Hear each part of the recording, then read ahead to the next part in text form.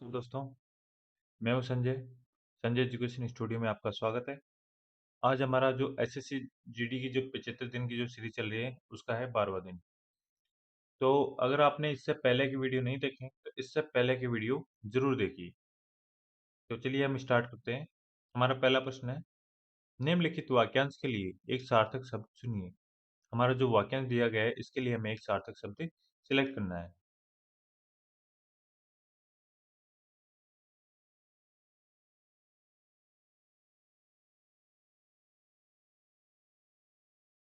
हमारा जो वाक्यांश है वो है, जिसे बुलाया न गया हो। जिसे बुलाया न गया हो, उसे हम क्या कहते हैं? उसे हम कहते हैं अनाहुत। क्या कहते हैं? अनाहुत। जिसे आहूत नहीं किया गया हो या फिर बुलाया ना गया हो। अगला हमारा प्रश्न है, निम्नलिखित वाक्यांश वाक्यों में कौन सा अशुद्ध वाक्य है? ये जो 4 वाक्य दिए गए, इनमें से कौन सा वाक्य अशुद्ध है?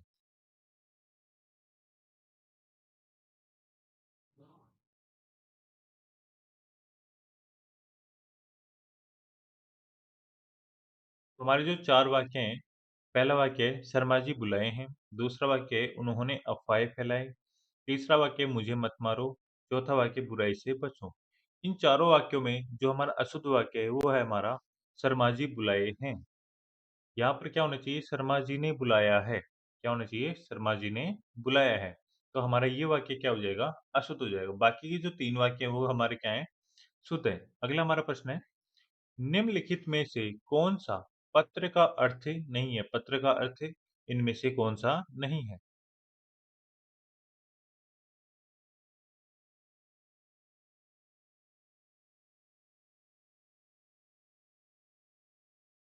तो हमारा जो पत्र का जो अर्थ होता है वो होता है हमारा चिट्ठी, पत्रिका, पत्ता। ये तीनों हमारे क्या हैं? पत्र के अर्थ हैं। लेकिन मुख्य क्या है? ये पत्र का अर्थ नहीं है, मुख्य अलग से शब्द है। इनमें हमारा पत्ता, चिट्ठी, पत्रिका ये क्या है? पत्र के अर्थ हैं। अगला हमारा प्रश्न है, वर्तनी की दृष्टि से दिए गए वाक्य के शुद्ध भाग का चयन कीजिए। हमारा जो वाक्य दिया गया है, इसके अंदर हमें वर्तनी शुद्धि देखनी है कि कहाँ पर हमारी वर्तनी की जो भाग है उसमें अशुद्धि दी गई है।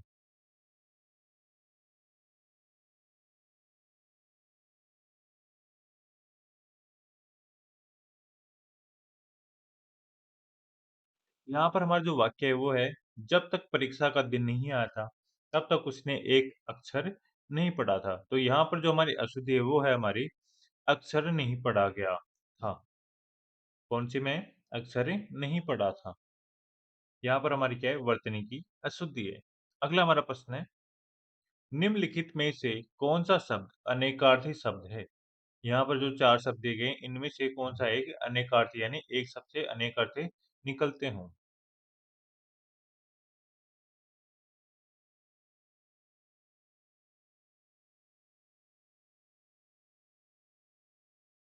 यहाँ पर जो चारों शब्द दिए गए हैं, इनके अंदर एक अनेकार्थी शब्द है, वो है हमारा अंक। कौन सा है? अंक। अंक के एक से अधिक अर्थ निकलते हैं। क्या करते हैं? एक से अधिक अंक निकलते हैं। उस शब्द को क्या कहते हैं? अनेकार्थी शब्द कहते हैं। अगला हमारा प्रश्न है, इतना आलस्यता ठीक नहीं। उपरोक्त वाक्य का शुद्ध रूप क्या होगा? इस वाक्य का हमारा शुद्ध रूप क्या होगा?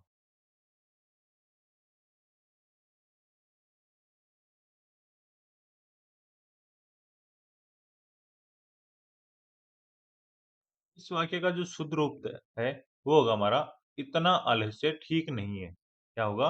इतना आलस्य ठीक नहीं है।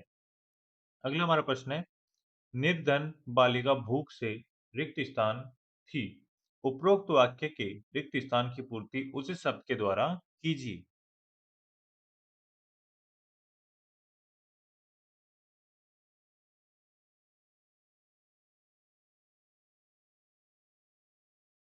यहाँ पर हमारा जो रिक्त स्थान है वहां पर आएगा व्याकुल। कौन सा शब्द आएगा? व्याकुल। निर्धन बालिका भूख से व्याकुल थी। क्या था?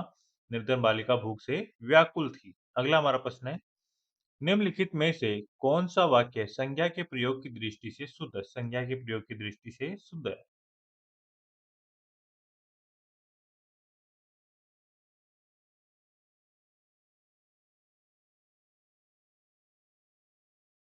यहाँ पर हमारा जो चारों वाक्य दिए गए हैं, इनके अंदर एक वाक्य शुद्ध है, वो है हमारा सुमन के अनुसार शत्रुता अच्छी नहीं है। ऑप्शन नंबर 2 सुमन के अनुसार शत्रुता अच्छी नहीं है।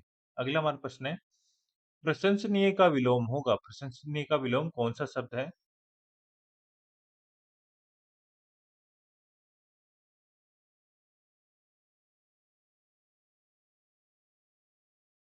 यहाँ पर हमारा जो प्रशंसनीय का जो विलोम शब्द होता है, वो होता है निंदनीय। कौन-सा होता है? निंदनीय। Option number 2।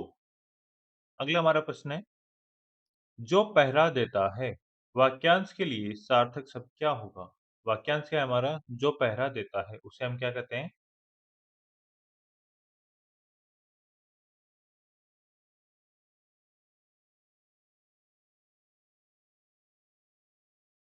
जो पहरा देता है, उसे हम कहते हैं प्रहरी। क्या कहते हैं? प्रहरी।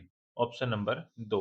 अगला हमारा प्रश्न है, दिए गए विकल्पों में से कौन-सा शब्द निम्नलिखित वाक्य में रेखांकित शब्द का पर्यायवाची नहीं है? यहाँ पर जो हमारा वाक्य है, इसके अंदर रेखांकित शब्द है हमारा बच्चा।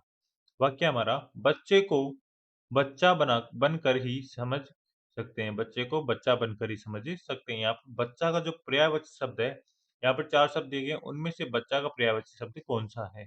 कौन-सा नहीं है? क्या पूछा गया है? कौन-सा नहीं है? Negative question.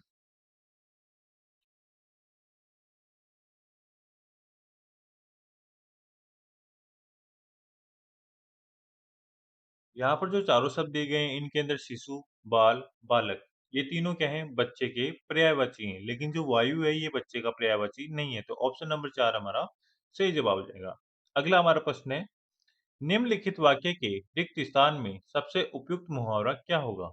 यहाँ पर हमें रिक्त स्थान में उचित मुहावरा भरना है। वाक्य हमारा, वह बिना कारण ही रिक्त स्थान है।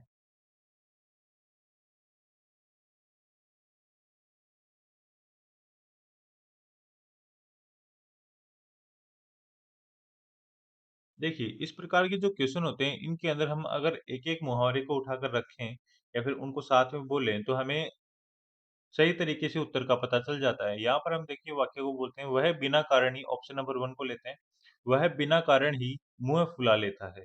ये बात बिल्कुल सटीक बैठती है। अगला क्वेश्चन, वह बिना कारण ही बाल-बाल बचना है, यानी वाक्य सही तरीके से परिपूर्ण नहीं है। अगला, वह बिना कारण ही मक्खी मारता है, यानी ये वाक्य भी पूर्ण सही तरीके से नहीं है। वह बिना कारण ही भूत सवार होता है, ये वाक्य भी सही नहीं बैठता। तो हमारा वाक्य कौन-सा सही बैठता है? वह बिना कारण ही मुँह फुला लेता है। ऑप्शन नंबर 1 हमारा सही जवाब हो जाएगा। अगला हमारा प्रश्न है, मिश्र वाक्य, जब तुम मेरे घर आए थे, तब 4 बजा था। जब तुम मेरे घर आए थे, तब 4 बजा था। निम्नलिखित विकल्पों में से इस वाक्य के लिए कौन-सा एक उचित सरल वाक्य होगा?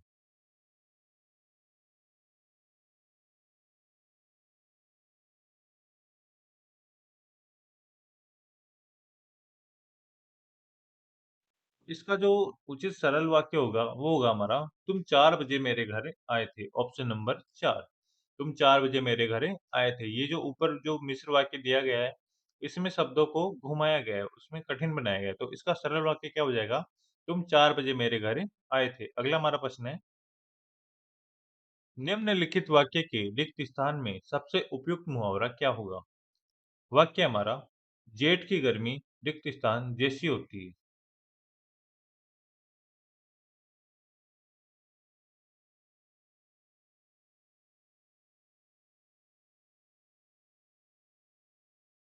तो यहाँ पर जो जेठ की गर्मी होती है, वो अंगार बरसने जैसी होती है। यहाँ पर जो गर्मियाँ होती हैं, वो क्या होती हैं? काफ़ी गर्मी रहती है, उस टाइम ऐसे लगता है कि अंगार बरसती हो, गर्मी बहुत तेज़ होने के कारण। तो यहाँ पर ऑप्शन नंबर 2 हमारा सही जवाब हो जाएगा, अंगार बरसने जैसी होती है। अगला हमारा प्रश्न है, कुछ लाभ पाने की चाह, वाक्यांश के लिए एक शब्द क्या होगा?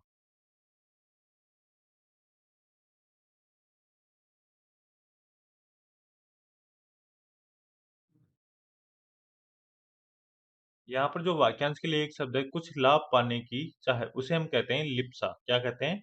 लिप्सा कहते हैं। अगला हमारा प्रश्न है, निम्नलिखित गद्यांश में कुछ शब्दों को हटा दिया गया है। दिए गए विकल्पों की सहायता से रिक्त स्थानों की पूर्ति कीजिए। प्रत्येक संख्या के लिए सबसे उपयुक्त विकल्प का चयन कीजिए। प्रश्न नंबर 16 हमारा, रिक्त स्थान 1 की पूर्ति के लिए सबसे उपयुक्त विकल्प का चयन करें।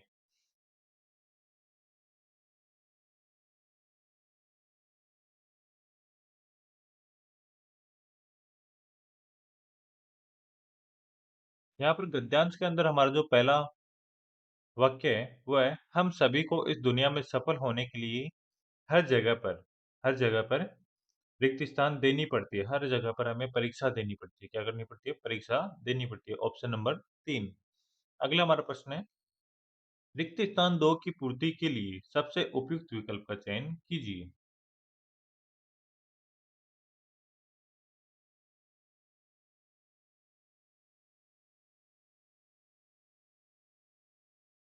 रिक्त स्थान 2 की पूर्ति के लिए हमारा जो वाक्य है रिक्त स्थान 2 वाला, परीक्षाओं परीक्षाओं की रिक्त स्थान बहुत पुरानी परीक्षाओं की जो धारणा है, क्या है? धारणा।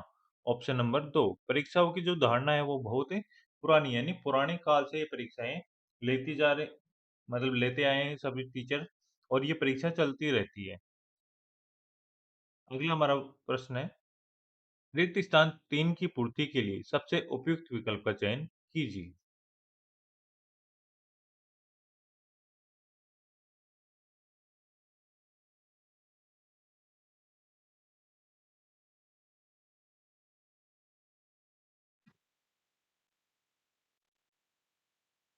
यहाँ पर हमारा जो रिक्त स्थान 3 है, इसका जो वाक्य है वो है, जीवन के लगभग रिक्त स्थान में हम परीक्षाओं का सामना करते हैं। यहाँ पर हमारा जो आंसर होगा वो होगा हमारा हर क्षेत्र में। जीवन के लगभग हर क्षेत्र में हम परीक्षाओं का सामना करते हैं। ऑप्शन नंबर 3 हमारा सही जवाब हो जाएगा। अगला हमारा प्रश्न है, रिक्त स्थान 4 की पूर्ति के लिए सबसे उपयुक्त विकल्प का चयन कीजिए।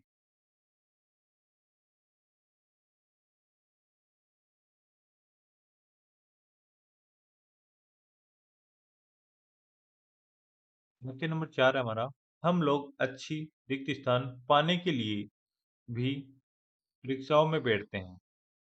इसमें जो हमारा उत्तर होगा वो होगा हमारा नौकरी। हम लोग अच्छी नौकरी पाने के लिए भी परीक्षाओं में बैठते हैं। अच्छे प्रकार से जो बड़ी पोस्ट होती है, बड़ी तैयारी करते हैं हम, तो अच्छी नौकरी पाने के लिए हम क्या करते हैं? परीक्षाओं में बैठते हैं। अगला हमारा प्रश्न है, रिक्त स्थान 5 की पूर्ति के लिए सबसे उपयुक्त विकल्प का चयन कीजिए।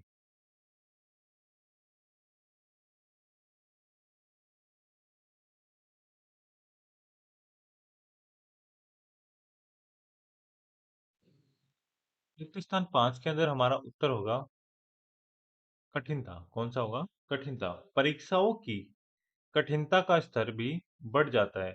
जैसे-जैसे हम ऊँची कक्षाओं में पहुँचते हैं, परीक्षाओं की जो कठिनता का स्तर भी क्या होता है, वो बढ़ता जाता है।